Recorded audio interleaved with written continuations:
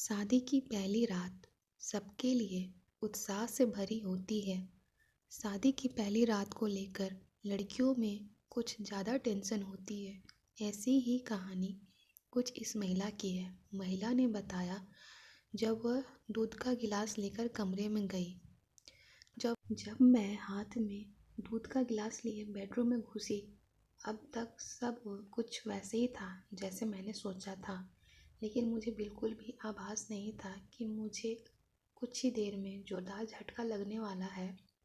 सपनों के मुताबिक जब मैं कमरे में आती हूँ तो मेरा पति मुझे कसकर गले लगाता है, चुम्बनों की बौछार कर देता है और सारी रात मुझे प्यार करता रहता है। लेकिन वास्तविकता में जब मैं कमरे में घुसी उससे पहले ही वो सो चुका था। तब मैं 35 की उम्र में भी वर्जिन थी। मेरे लिए यह बेहद तकलीफ भरा था। ऐसा लगा कि मेरे पूरे अस्तित्व को मेरे पति ने नकार दिया हो।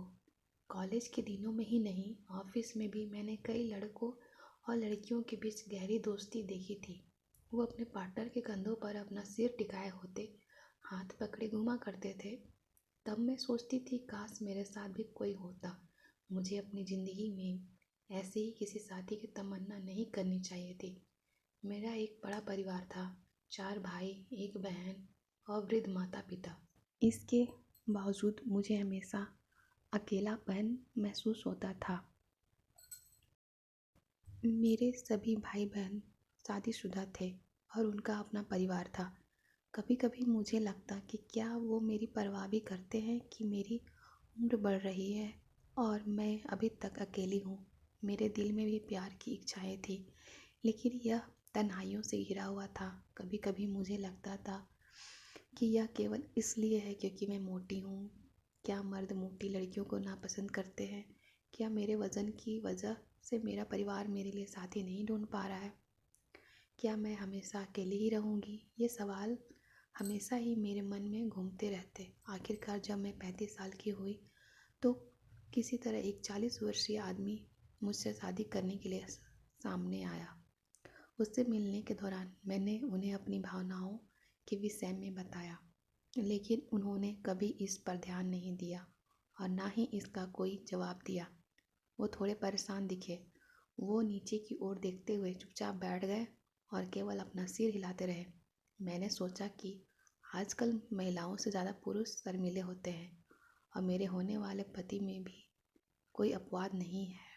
शायद इसलिए उन्होंने कोई जवाब नहीं दिया। लेकिन शादी की रात हुई उस चीज़ ने मुझे उलझन में डाल दिया। मुझे नहीं पता कि उसने ऐसा क्यों किया।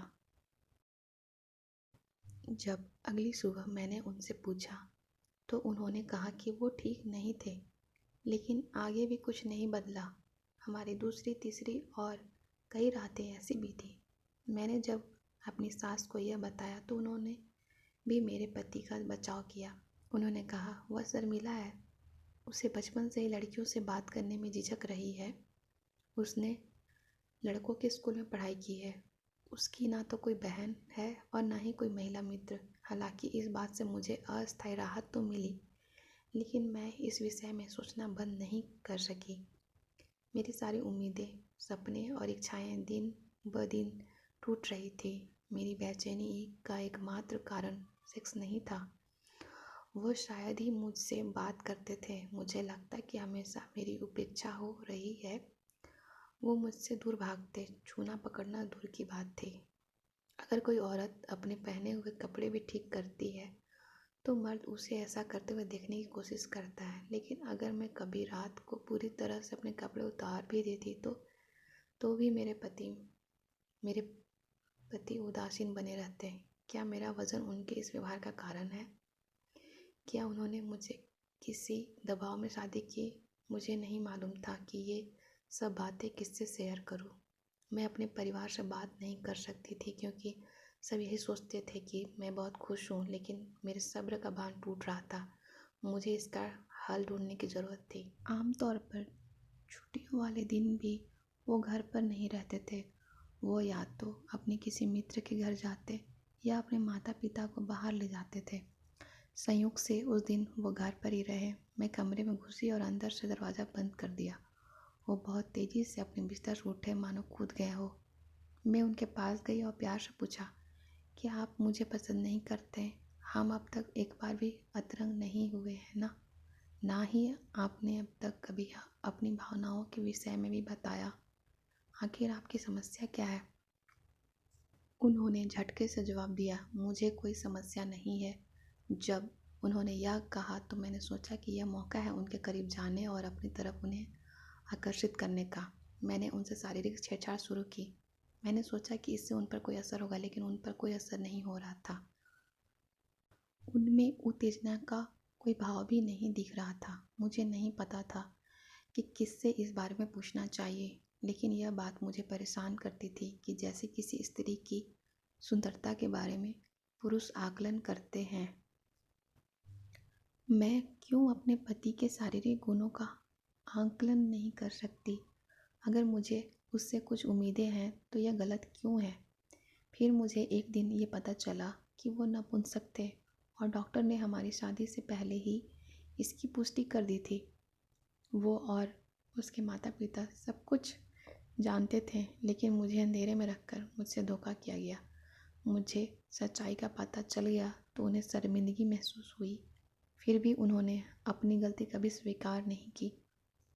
समाज हमेशा महिलाओं की छोटी से छोटी गलती को बढ़ा चढ़ाकर पेश करता है, लेकिन अगर किसी मर्द की कोई गलती हो तो भी उंगलियां महिलाओं की ओर ही उठती है। मेरे रिश्तेदार ने मुझे सलाह दी कि सेक्स ही जीवन में सब कुछ नहीं है, तुम बच्चा गोद लेने का विचार क्यों नहीं करते? मेरे ससुराल वालों ने मुझसे विनती की, अगर उन लोगों को सच्चाई का पता चल जाएगी तो ये हम सभी के लिए बहुत शर्मिंदगी की बात होगी। मेरे परिवार ने मुझसे कहा, यह तुम्हारा भाग्य है, लेकिन इस दौरान मेरे पति ने जो कहा उससे मुझे बेहद ठेस पहुंची। उन्होंने कहा, तुम्हें जो अच्छा लगता है वो करो, किसी और के साथ सो सकती हो, मैं तुम्हें परेशान नहीं करूँगा और ना ही किसी को इसके बारे में बताऊँगा।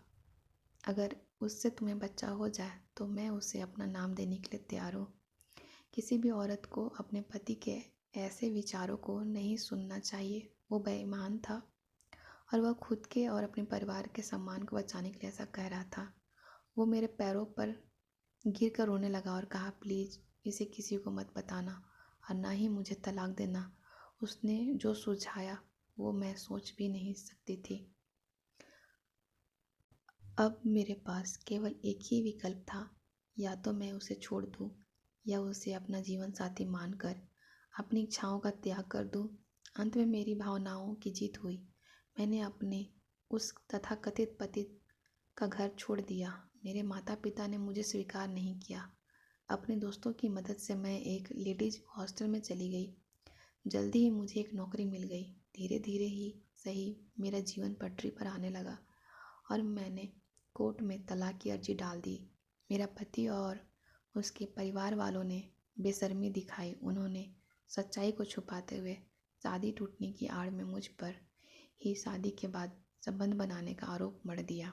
मैं लड़ी और अपनी मेडिकल जांच करवाई। 3 साल लग गए, लेकिन आखिरकार मुझे तलाक मिल ही गया। मुझे ऐसा लगा जैसे कि मेरा पुनर्जन्म हुआ है। आज मैं 40 की हो गई हूँ और अब भी वर्जिन हूँ। इस दौरान मुझसे कई मर्दों ने संपर्क किया।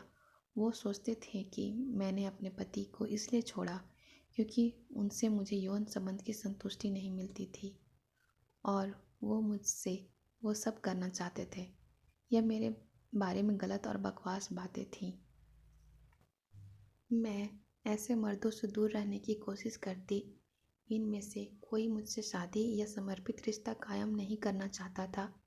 मैं अपनी इच्छाओं, सपनों और भावनाओं को केवल उनके साथ शेयर करना चाहती हूँ। जो मर्द मुझसे प्यार करे, मेरी परवाह करे, मेरी भावनाओं को समझे और जीवन भर मेरे साथ रहना चाहे, मैं उस मर्द का इंतज़ार कर रही थी।